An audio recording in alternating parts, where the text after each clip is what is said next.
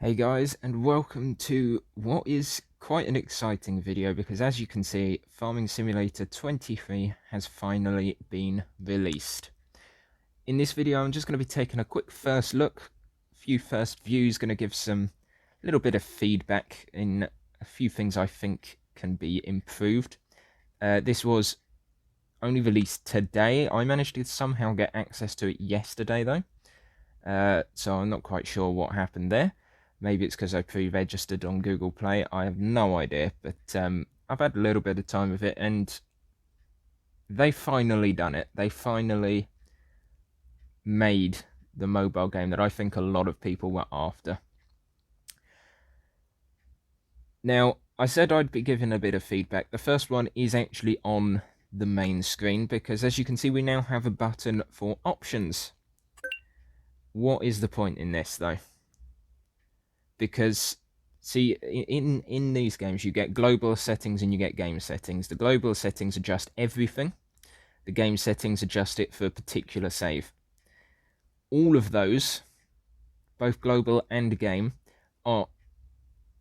you have to load into a save game to be able to access them. Now, why have you not got the global settings here in the options menu that you've put in? Doesn't make sense to me. But there you go. Anyway, let's just jump in. So that's the save I've already got going. I've only done 34 minutes on there, but it's enough for me to have been able to see how good it is. We're going to start a new game, and we're going to go to Newbrun. Hope I'm saying that correctly. In terms of loading speed, it's actually quite quick. I'm quite impressed with that. I didn't think it would be as quick as it is. I thought it would be a lot slower. We're almost in now. And there you go. See, I thought it would take longer than that, to be perfectly honest with you. Now, you can have the guided tour. You have to go to Amberstone for that, which is the American map. Now, we're not going to look at this for now. We're going to go straight into the settings. And you can see what I mean. So we've got the timescale options, which is nice. I'm going to stick that to ×5. Info trigger I've got turned off, so that's going to give you just a few helpful hints if you walk into any of the interactive zone markers. Hardware profile I've set to low. My device is not the newest, to say the least. I've got the Samsung Galaxy A71, 6GB RAM, 128GB storage. It's not an old phone, but it's not a new phone. Gyroscope steering I've got on. I think it's just a bit easier doing it like that. And now this is what I mean by global settings. Things like the graphics, the input controls, camera controls, and all your units. These are global settings. These are things that you'll want to change for everything. It's like AI workers and the timescale. They are your game settings. They are the ones you want to be in this menu. I think the other ones need to go to the main screen. But that's personal opinion. They might have done this for a reason. All of this I'm going to turn off just as I would on the PC version. And again, sound, I think that should be on the main menu, but it's not. So we'll cut them some slack there. Now we've got the weather. Can see all of the weather for today, which is nice to see that we've actually got dynamic weather there. I'm adding a lot. We've got all the months. As far as I'm aware, although we've got the months, seasons aren't affected. You can do anything whenever you like. Prices, however, are affected by the season. So it's always good to store it and then sell it at a later date. And of course, we've got productions now, as well as your grapes and olives. And chickens are in, so you've got your eggs. You can see flour, bread, cake, butter, cheese, fabric, cloves, sugar, cereals, sunflower oil, canola oil, olive oil, raisins, grape juice, chocolate, furniture, and digestate. So there's a lot more to do, which is really good.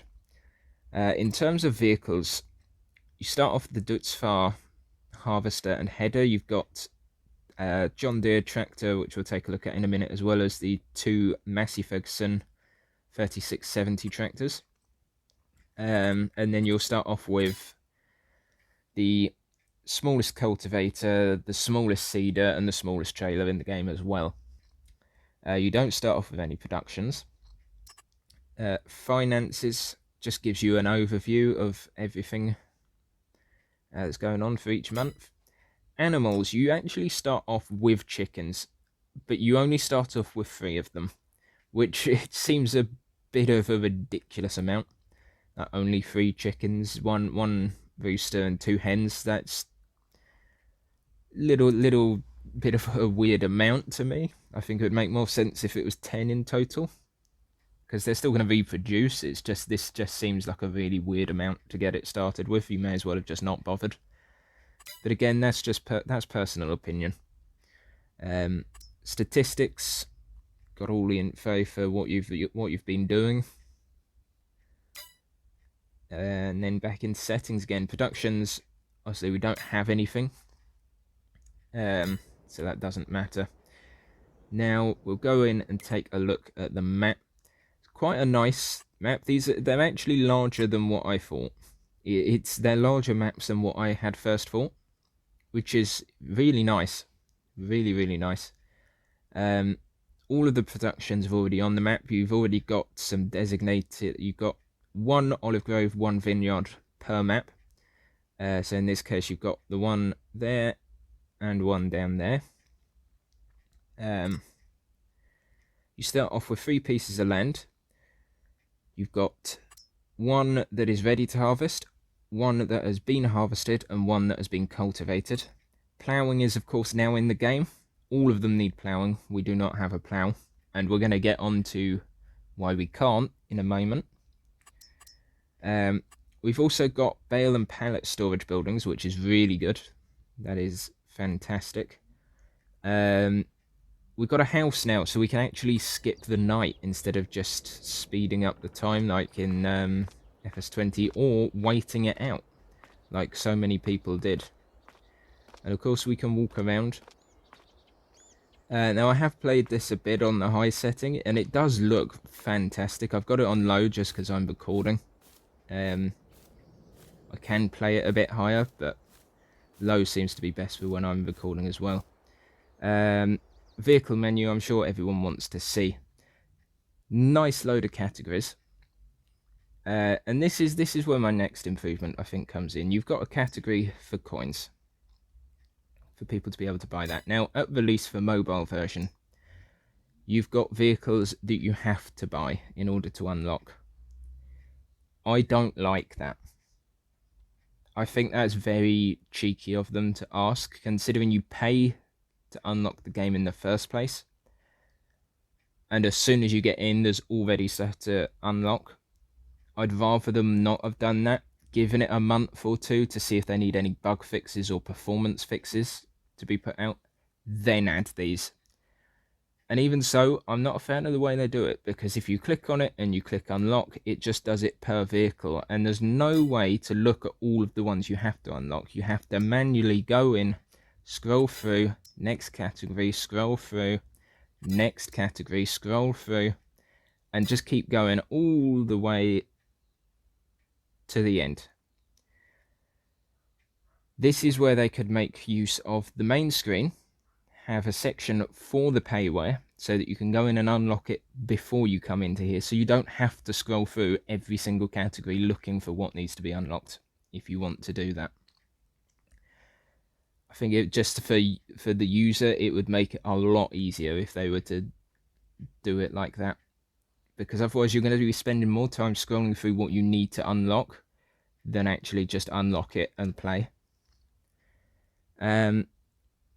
There's also certain categories are very limited, like plows, for instance. There's 1 plow. I know they have a limit to what they can put in, but it's very limited in certain parts, like mowers, tedders, windrowers, forage wagons even, and it's all requiring high horsepower as well, which is alright, but at least give a few options, not just one or two. I think hopefully they'll add something else in future updates, and hopefully, to begin with, it won't be paid updates to be able to actually play the game well from a starting factor. But again, that could just be personal opinion. Anyway, let's get into some harvesting. Very, very nice looking map, and we've actually got some better terrain than 20 as well, and a lot of the features that were taken out of 20 are now back, which is even better.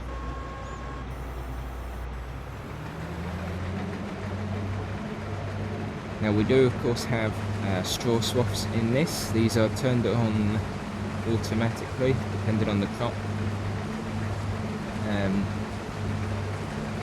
It'd be nice if there was sort of an option to toggle that,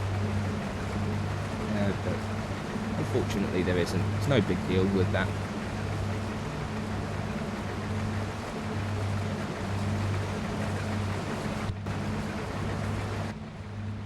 Interior is very nice, very detailed. This is basically the PC version on your phone now, but obviously it will be more limited.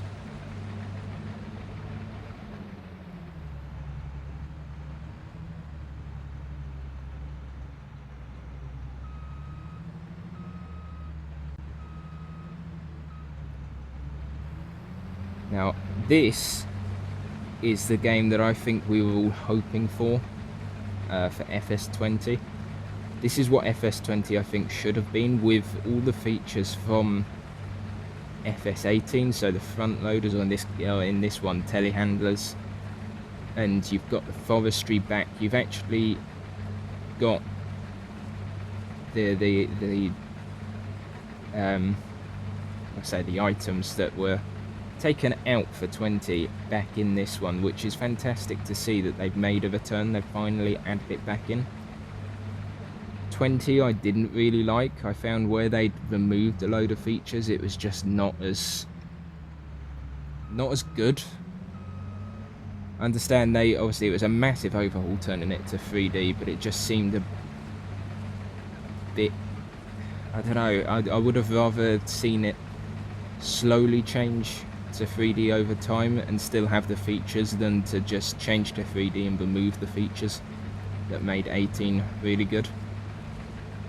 So 20 I never really played, but this I'm definitely going to play. We've got the productions in now. I'm missing bits, which is normal for me, even on the PC if you've seen my footage. This is really good.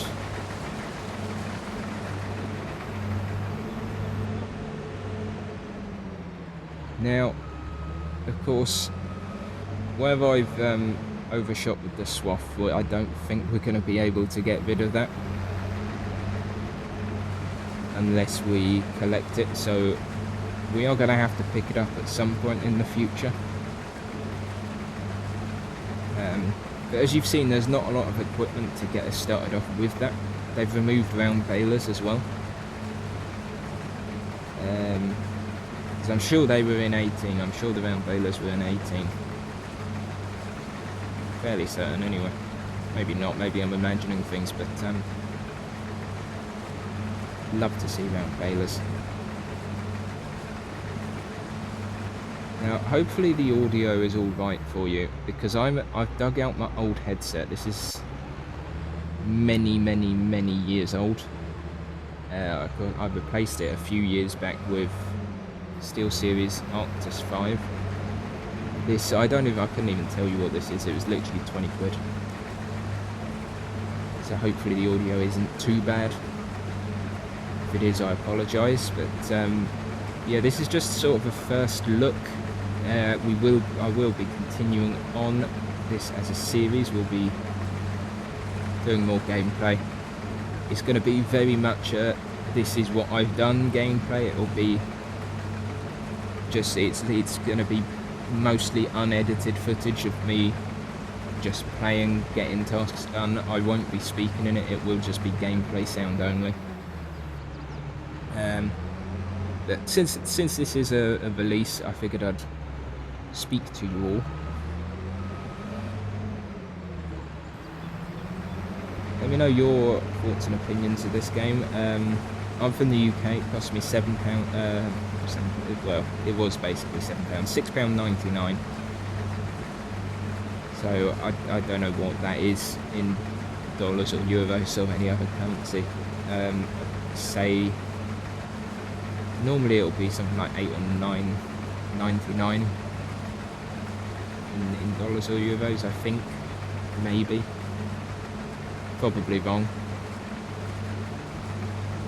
I'll put a link to this in the description. You can get it on iOS, Android and Nintendo Switch. Nintendo Switch is, I think, over £20, purely because that is going to be mostly freeware updates in future. This is going to be mostly paid updates, I believe.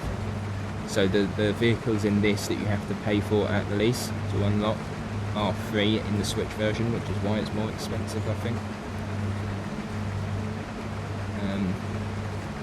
To be honest, as I said, I'd rather not have to pay where in it at release. I'd rather pay a bit extra to have that unlocked already, and then you update it with DLCs in the future. Personal opinion, let me know if you share the same opinions as me, actually, because it would be quite interesting to hear from everyone else. What you like, what you don't like, if you've played it already. Would I recommend you get this? Obviously this isn't a review, I'm not reviewing it, I probably won't review. I might put something up on the Play Store in a few days' time, but I'm not gonna release an official review. But would I recommend this game? Yes, absolutely would. It is really good. It is really good. I mean, even at low graphic settings, you can tell it's a little bit pixelated, but it still looks fantastic. It's not unplayable. The performance compared to the previous one, FS20. I can actually play this. Like FS20, even on low graphic settings, I was only getting 15 FPS, and that was on the same device. I haven't changed device since then. So to have this updated version with twice as many features that works and no performance issues, I'm getting very good FPS on this. I mean, some of you will probably go into the comments and say, well, it's not that good, you can still see stuttering. Yes, it's a mobile game, it's not going to be PC quality like we're all used to, but at least this is playable, unlike 20, which that's another reason why I just gave up with it, because it was basically unplayable for me. So this is fantastic. I'm loving it.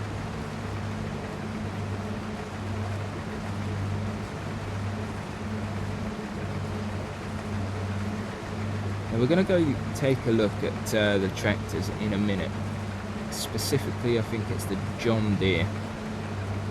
Tyres are 2D, but they do look 3D from a distance, which is really nice. But they've actually taken the time to not only put the tractors in, but they've 3D modelled the engines. You can see it on this one. I think that is as impressive as anything, considering it's a mobile game, so it's going to be very limited. And they've managed to do such a fantastic job. I think from 20 to this one, they've actually redeemed themselves well here. And you've got 2 maps. There's actually 2 maps. That's fantastic. Hopefully we'll see more in the future as well. I'd love to see more maps released. Even if it's just like 1 or 2 more before the next mobile one comes out. But this is just amazing. I'm loving it. So, Giant Software, well done. I know you're not watching this, and so none of my suggestions will be taken into account, but on the off chance that they manage to see this, well done. You've done it. You've finally done it. I am very happy.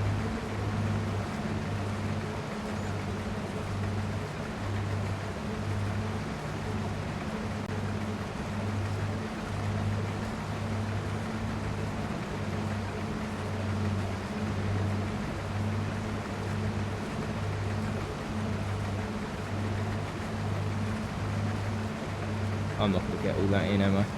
No, and I've gone straight up the middle. Oh, what a moron.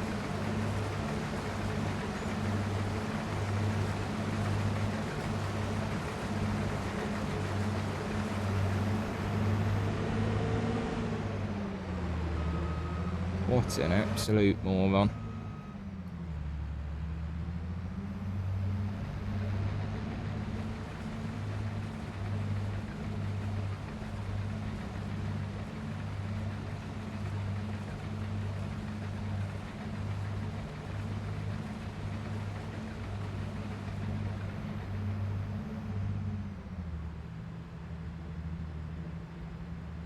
There we go, get the last of this. This'll basically... I've already got plans for this. I think we're going to do soybeans in all of the fields because that's going to be the best crop you can start off with. Even on the PC ones, because soybeans just sell for so much. So we'll get the soybeans planted in all of these. The wheat that we've got from this will be going straight into storage. This will be the chicken feed, so we'll keep this.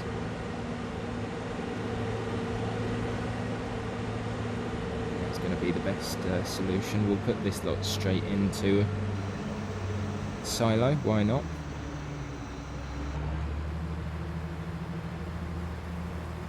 And we've just deposited straw on the yard. Interesting. Right, we'll leave that there.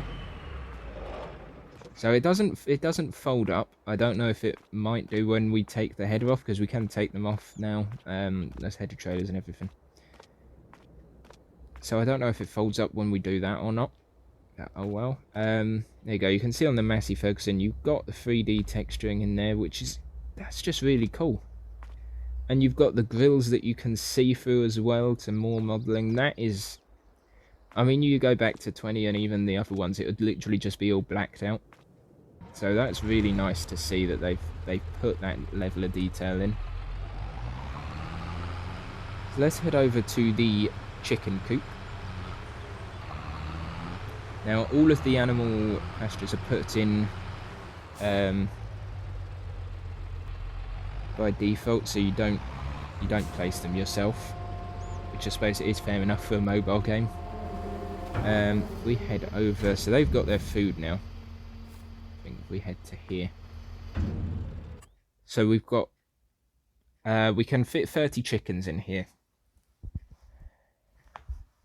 I can't remember if it's the same on the Amberstone map. I'm sure it was slightly more. I'm sure it was slightly more on the Amberstone map. I think it was something like 43. Maybe I'm just imagining things. But hopefully they'll produce a decent amount of eggs, especially once we get more chickens. And I should imagine what I'll probably do is whenever this gets full up of chickens, I'll sell the oldest 10 of them. Just as a bit of side income, and then the others will obviously reproduce and we'll get more chickens, more eggs. Just go in a cycle like that.